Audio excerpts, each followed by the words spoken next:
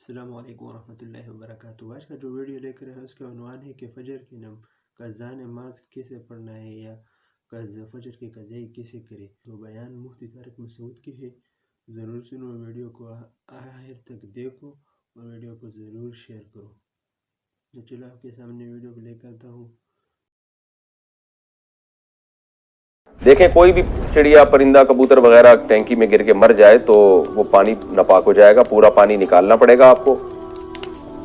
اب رہا یہ مسئلہ کہ اگر آپ نے دیکھا ہے کسی نے کہ فلاں ٹائم پہ گرا ہے یا گر کے مرا ہے فلاں ٹائم پہ، تو اگر یقینی طور پر معلوم ہے تو جب سے مرا ہے اس وقت سے ساری نمازیں لوٹانی پڑیں گی، اور وضو بھی ظاہر ہے وضو باطل ہو گیا، غسل باطل ہو گیا۔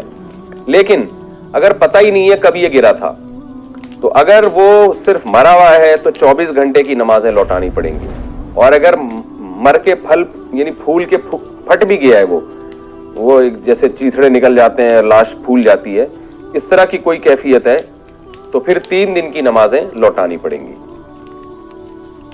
فجر کی نماز قضا پڑھنے کا طریقہ۔ فجر کی نماز میں کبھی دیر سے آنکھ کھلے اور وقت اتنا ہو کہ صرف فرض پڑھ سکیں، لیکن فرض پڑھنے کے بعد ٹائم دیکھیں تو اتنا وقت ہو باقی کہ جلدی سے سنتیں بھی پڑھ سکتے ہوں، تو کیا سنت کو پڑھ لینا چاہیے یا سورج طلوع ہونے کے بعد ہی قضا کریں؟ نیز اگر پوری نماز قضا ہو جائے تو اسے قضا کرنے کا کیا طریقہ ہوگا؟ عائشہ مقصود کراچی سے۔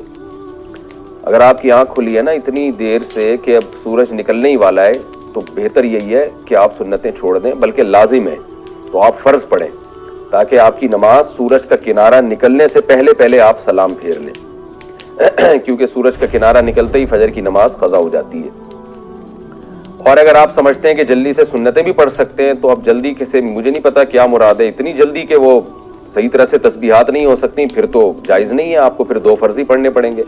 لیکن اگر 2 سنتیں پڑھ کے 2 فرض بھی پڑھ سکتے ہیں آپ جلدی سے، لیکن جلدی کا مطلب یہ کہ جو واجب مقدار ہے رکوع کی، سجدے کی اور قوما کی، وہ مقدار بہرحال آپ ادا کر لیں گے، یعنی سکون سے نماز ہو جائے گی آپ کی، چاہے مختصر ہی کیوں نہ ہو۔